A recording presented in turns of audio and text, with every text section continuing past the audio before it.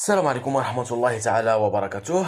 في وقت يغادر فيه الآلاف الشباب الجزائريين أرض الوطن هربا من البطالة والفقر والحرمان، كان وزير الخارجية أحمد عطاف يقوم بجولات متكررة إلى ألمانيا وسويسرا وبلجيكا، ليس لتأمين مستقبل هؤلاء الشباب بل لحماية امتيازات فئة محددة من النخبة، والهدف صفقة واضحة: إعفاء أصحاب الجوازات الدبلوماسية من التأشيرة مقابل إعادة المهاجرين غير الشرعيين إلى الجزائر دون أي ضمانات أو حقوق.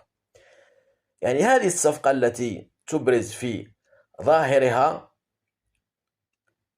التقدم الدبلوماسي للجزائر تخفي وراءها إهانة مباشرة لأبناء الجزائر. الشعب الجزائري الذي يخاطرون بحياتهم في البحر أو يعيشون في أوروبا سنوات وهم يعملون بأجر منخفض ليعيلوا أسرهم.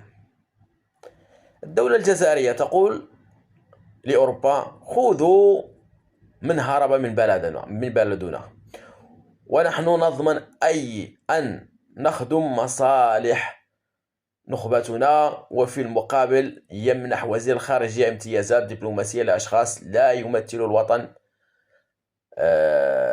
ولا يعرفون معنى معاناة الشباب الجزائري الباحث عن فرصة. هذا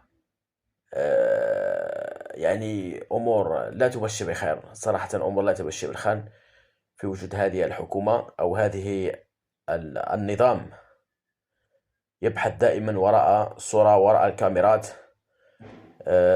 ليلمع عن نفسه عوض أن يخدم مصالح الشعب والوطن. تحياتي لكم جميعا.